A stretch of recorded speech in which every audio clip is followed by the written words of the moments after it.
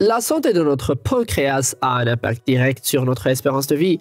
Cet organe vital est responsable de la production d'enzymes digestives et d'hormones et joue un rôle crucial dans la régulation du métabolisme des glucides, des protéines et des graisses. Alors, comment maintenir un pancréas en bonne santé? Que devons-nous savoir et que devrions-nous manger pour soutenir sa fonction? Cette vidéo apportera des réponses détaillées à ces questions, alors ne manquez pas de la regarder jusqu'au bout. Non seulement elle sera instructive et utile, mais elle proposera également de délicieuses options alimentaires. C'est parti! En fait, n'oubliez pas de vous abonner à notre chaîne en cliquant sur la cloche afin de ne manquer aucune de nos nouvelles vidéos. Le premier aliment très important et bon pour notre pancréas est le brocoli. En effet, ce légume aide notre pancréas à créer une couche protectrice. Celle-ci tapisse les canaux de l'épithélium et aide à résister aux substances agressives dans le pancréas. Une substance comme la pygénine est impliquée dans ce processus. Le brocoli possède également une très bonne substance anti-inflammatoire. Le brocoli possède une autre propriété intéressante qui a attiré l'attention des chercheurs ces dernières années. Il a un effet anticancéreux, ce qui signifie que ce légume réduit la probabilité de développer un cancer. De plus, le brocoli est un trésor de vitamines, de minéraux et d'antioxydants précieux, qui sont très bénéfiques pour notre pancréas et notre corps tout entier. Quelle quantité de brocoli faut-il consommer? Il est recommandé de manger environ 500 g de ce légume par semaine. L'élément suivant est la courgette. Ce légume est idéal pour réduire la pression exercée sur le tissu pancréatique et il aide également à éliminer la toxine accumulée directement par les intestins. Ce légume ne provoque pas de pic de glycémie, ce qui sera mauvais pour le pancréas.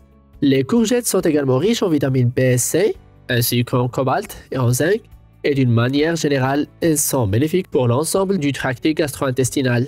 Quelle quantité vont-ils consommer? Plusieurs portions par semaine. L'essentiel est de ne pas abuser des courgettes et de ne pas en consommer plus de 500 g par jour. L'élément suivant est le potiron. Le potiron est très bon pour le pancréas. Elle protège les cellules de cet organe des effets de substances toxiques nocives.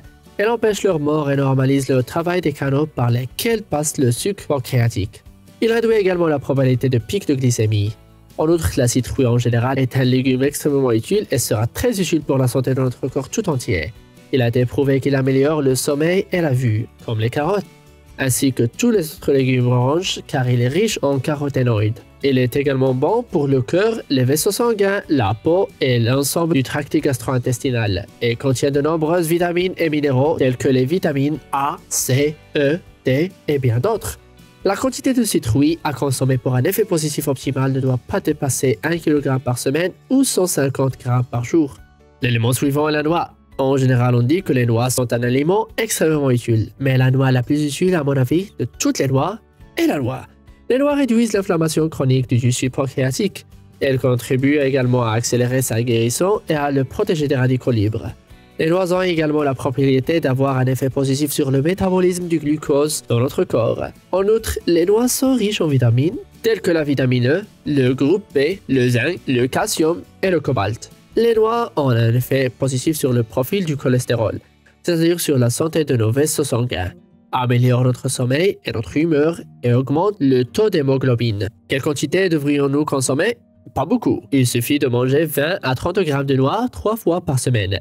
3 poignées de noix par semaine peuvent avoir un effet très positif. En petite dose, il est digéré normalement, mais en grande dose, il peut provoquer des lourdeurs d'estomac. En outre, le produit est toujours calorique, de sorte que la consommation d'une trop grande quantité de noix peut entraîner une prise de poids excessive. L'élément suivant est le yaourt, c'est-à-dire un yaourt naturel, pas ce qui est vendu dans les supermarchés. Il doit s'agir d'un yaourt naturel sans sucre ajouté. Ce yaourt a une durée de conservation limitée et nous pouvons le fabriquer nous-mêmes. Ce n'est pas très difficile. Vous pouvez acheter du levain tout fait. Il s'agit d'une poudre que l'on conserve en congélateur, que l'on ajoute au lait et qui produit un véritable yaourt vivant.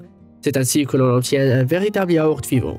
Un yaourt de qualité accélère la digestion des protéines et des autres nutriments et favorise une sécrétion équilibrée d'enzymes, ce qui réduit la charge de travail du pancréas. De plus, le yaourt naturel contient beaucoup de probiotiques, ce qui est bénéfique pour l'ensemble du tract gastro-intestinal. En outre, le yaourt améliore notre microflore intestinale.